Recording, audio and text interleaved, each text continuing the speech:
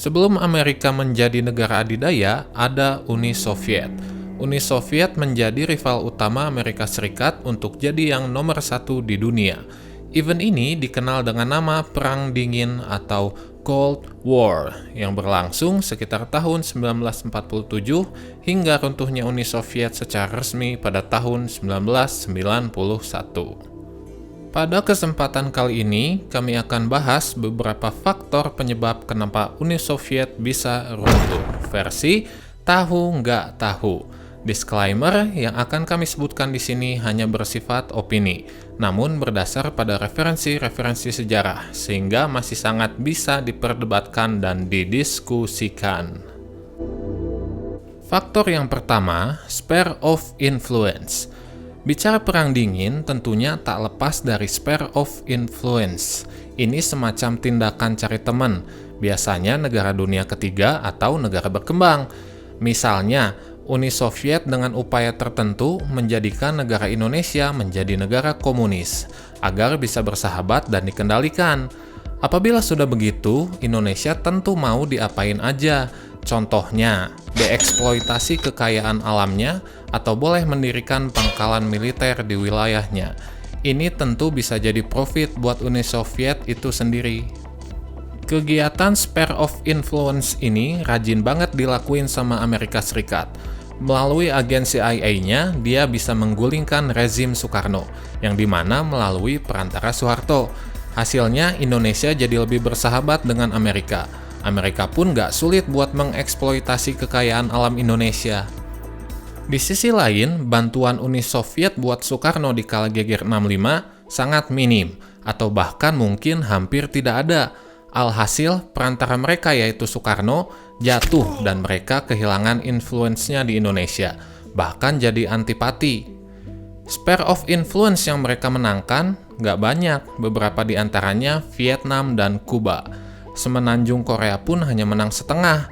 So, inilah salah satu faktor kenapa Uni Soviet gagal, yaitu kurang rajin dan totalitas dalam mencari aliansi.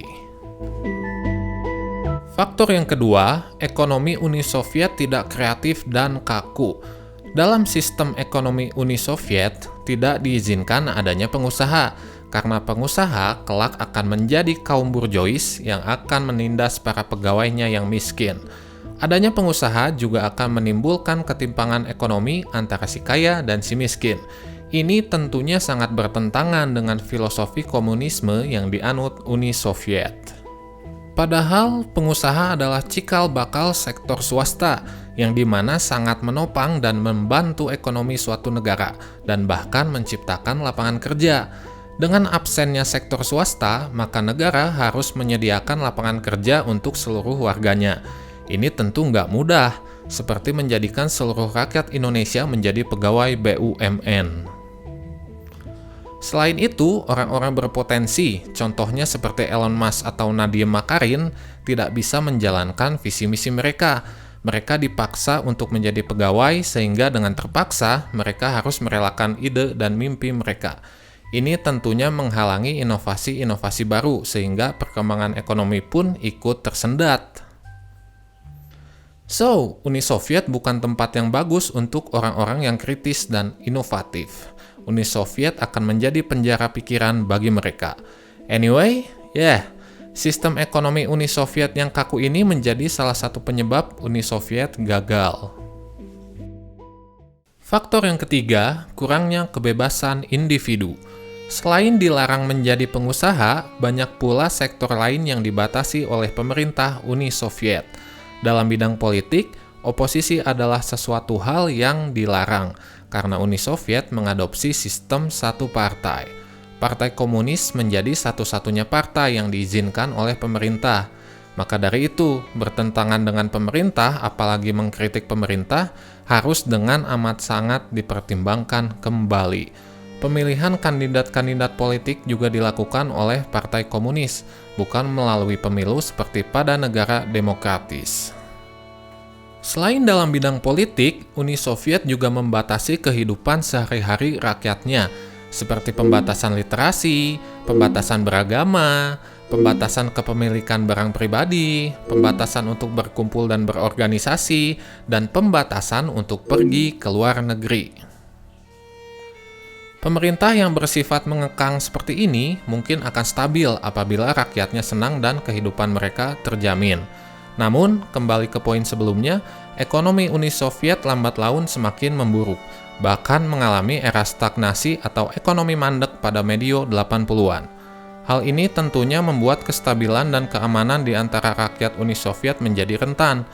Ketidakstabilan dan kerentanan ini akhirnya mencapai puncaknya, di mana beberapa negara cakupan Uni Soviet mulai memerdekakan diri dan munculnya konflik internal pada akhir 80-an, yang di mana memainkan peran besar dalam peristiwa pembubaran Uni Soviet.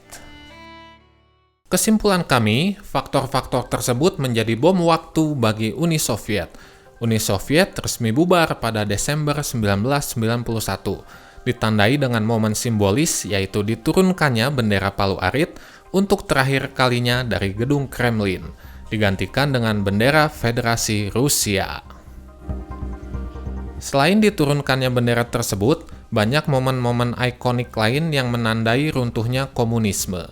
Di antaranya, runtuhnya tembok Berlin, band Amerika yaitu Metallica mengadakan konser di Moskow, hingga berdirinya restoran waralaba McDonald di Moskow. Momen-momen tersebut juga menandai berakhirnya Perang Dingin antara Amerika Serikat dan Uni Soviet, dengan Amerika Serikat keluar sebagai pemenangnya. Sekian Kindo Talk kali ini. Apakah kamu setuju dengan list kami?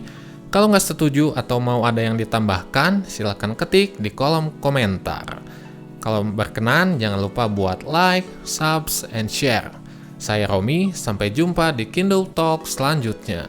Dadah!